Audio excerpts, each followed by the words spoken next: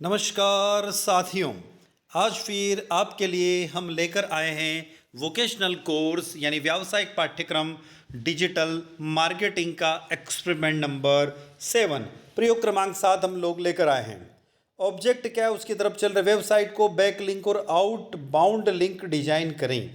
तो हम लोग यहाँ पर देखें कि वेबसाइट की बैक लिंक और आउटबाउंड लिंक क्या होती है, उसके बारे में हम डिस्कस करेंगे, बात करेंगे।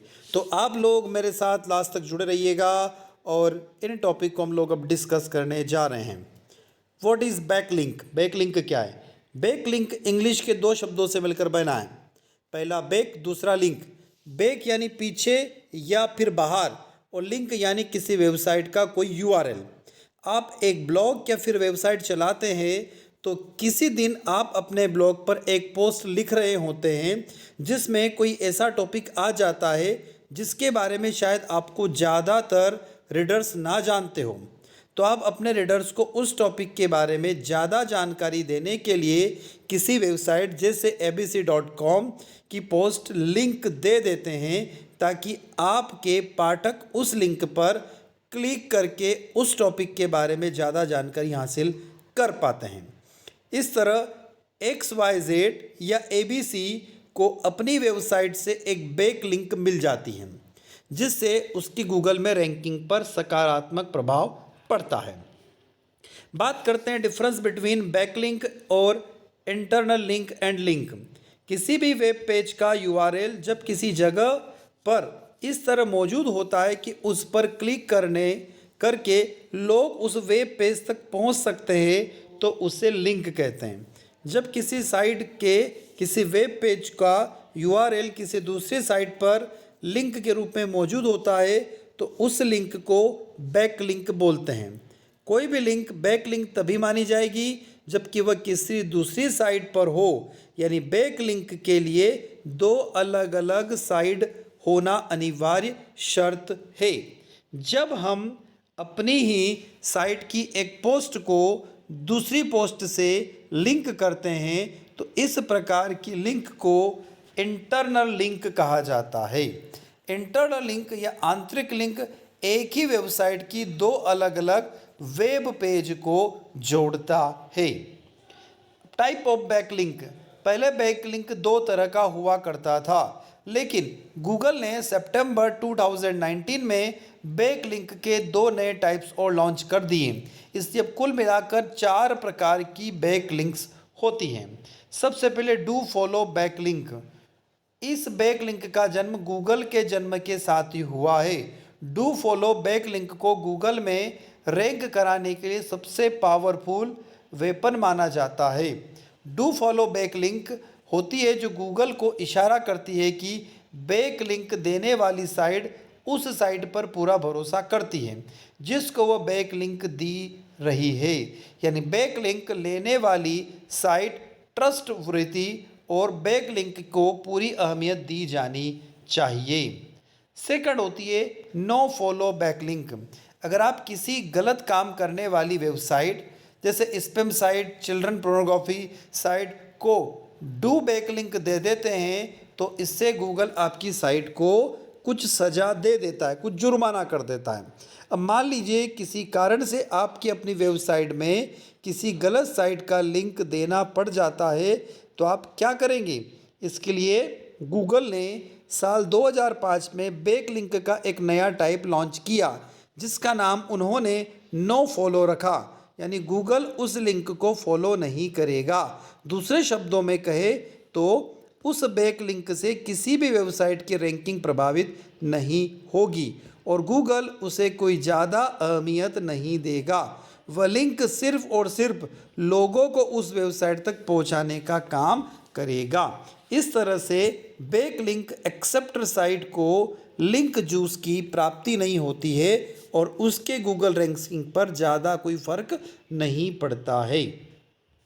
थर्ड है यूजीसी बैकलिंक। यह बैकलिंक का बहुत ही नया प्रकार है। इसे सितंबर 2019 में गूगल द्वारा लॉन्च किया गया।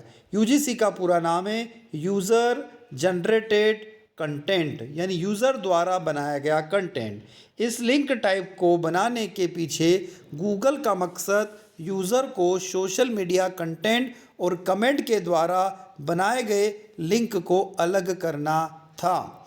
इसका उपयोग इसे एट्रीब्यूट द्वारा अपनी वेबसाइट पर किया जा सकता है। चौथा है स्पॉन्सर्ड बैकलिंक। कई बार बड़ी कंपनियां ब्लॉगर्स को उनके प्रोडक्ट का प्रचार करने के लिए पैसा देती है, जिसके बदले में ब्लॉगर्स उनके प्रोडक्ट का प्रचार अपने ब्लॉग पर करते हैं। इस तरह कई बार उस कंपनी की वेबसाइट डू बैक लिंक देते हैं ताकि लोग उस पर जाकर प्रोडक्ट खरीद सकें, और साथ ही गूगल में कंपनी की वेबसाइट की रैंकिंग भी बढ़ जाती है। लेकिन अब इसके लिए गूगल ने एक नया बैक लिंक टाइप निकाला है जिसका नाम है स्पॉन्सर्स बैक लिंक। अब अगर आपको कभी भी किसी कंपनी का प्रचार करना हो तो आप उसे डू फॉलो के बजाय स्पॉन्सर्स बैक लिंक देना होगी। अगर आप ऐसा नहीं करते हैं तो गूगल आपकी साइट को कुछ पनिश्ड कर देगा। इसके लिए आप पर HTML कोड में इस एट्रीब्यूट का प्रयोग कर सकते हैं। तो ये तो बात अभी तक हमारी हुई बैक लिंक की। अब बात करते आउटबाउंड लिंक। आउटबाउंड लिंक वह लिंक है जो आपकी साइट से किसी अन्य साइट पर ले जाती है।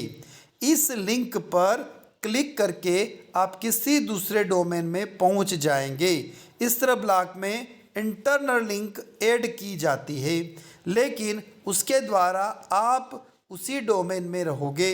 बस आप एक वेब से पेज से दूसरे वेब पेज पर ब्लॉग में कुछ उसी तरह के डोमेन को आउटबाउंड लिंक बनाकर ऐड किया जाता है। इससे सर्च इंजन को आपके निच के बारे में जानकारी मिलती है। इसके साथ ही आपकी साइट की क्वालिटी और लोगों का विश्वास बढ़ता है, जो आपके ब्लॉग के SEO यानी सर्च इंजन ऑप्टिमाइज में आपको एक कदम आगे ले जाता है। आउटबाउंड लिंक कितनी तरह की होती हैं? तो ये 2 तरह की होती है, डू फॉलो और no follow. Do follow link एक नॉर्मल कॉमन डिफ़ॉल्ट लिंक है। इसमें ना तो आपको कोड जोड़ सकते हैं और ना ही कोई बदलाव कर सकते हैं। कोई भी लिंक बनने के बाद वो ऑटोमेटिक डू फॉलो लिंक बन जाती हैं। इस लिंक के द्वारा गूगल पेज रैंक जूस को आपकी साइट से दूसरी टारगेट साइट पर पास करता है। नो फॉलो लिंक ये एक असामान्य लिंक है। ये लिंक के द्वारा गूगल किसी भी तरह से पेज रैंक जूस को टारगेट वेब पेज पर नहीं पास करता है, बल्कि गूगल पेज रैंक फॉलो को ब्लॉक कर देता है। नो फॉलो लिंक में कोड में REL equal no follow tag होता है। यह गूगल को बताता है कि यह नॉट टू फॉलो लिंक है। आगे बात करते हैं आउटबाउंड लिंक का चुनाव कैसे करें। आउटबाउंड लिंक का चुनाव करने से बहुत सारे तरीके हैं। अगर आप अपनी पोस्ट में किसी दूसरे लिंक का रेफरेंस देना चाहते हैं, लेकिन आपको इसके बारे में पूरी जानकारी नहीं है कि कहाँ इस लिंक को बनाएं, और हम आपको इसके लिए सुझाव दे सकते हैं। क्या करना है, तो इसका चुनाव करने के तरीके। ऐसे पेज का लिंक का चुनाव करें जिससे उस विषय के बारे में सही और अच्छी जानकारी दी हो, टॉपिक को अच्छे से कवर किया हो, साथ ही आपको वो साइट ऑथेंटिक लगे, उसकी सत्यता की जांच कर लेना चाहिए। ऐसे आर्टिकल की लिंक आप ऐड करें जिससे पेज ऑथोराइज्ड और डोमेन ऑथोराइज्ड अच्छे हो। आप ऐसे आर्टिकल का भी लिंक का चुनाव कर सकते हैं जिसका सोशल मीडिया में अधिक लाइक्स और शेयर होते हों। आप अपने नीचा और नेटवर्क से जुड़े ब्लॉगर के आर्टिकल को भी लिंक करें। इससे फॉलो ब्लॉगर के साथ में कम्युनिटी बना सकते हैं। गूगल के ब्लॉगर की सुविधा के लिए गूगल रिलेटेड लिंक ऑपरेट कराया जा सकता है। इस ऑपरेटर के द्वारा आप देख सकते हैं कि गूगल के अनुसार कौन सी लिंक आपके आर्टिकल के लिए रिलेवेंट है। यह आपके ऑपरेटर आपके नीचे के अनुसार आपको सभी महत्वपूर्ण और लोकप्रिय साइटों की लिस्ट दिखाएगा। आपके आर्टिकल के कमेंट बॉक्स में अगर कोई लिंक को कमेंट कर रहा है तो वह रिलेटेड लिंक के रूप में गिनी जाएगी। तो ये तो था हमारा बैक लिंक और आउटबाउंड लिंक का प्रैक्टिकल नंबर 7। तो आई होप आप लोगों को प्रैक्टिकल समझ में आ गया होगा और आप लोगों ने अपने प्रैक्टिकल डायरी में इसको नोट कर लिया होगा। तो स्टूडेंट, वीडियो को लाइक अवश्य करें ताकि हमें एक मोटिवेशन मिलता रहे और हम आपके लिए नए नए वीडियो लेकर आते रहें। कमेंट बॉक्स में कमेंट करें और चैनल को सब्सक्राइब करना ना भूलें। धन्यवाद साथियों।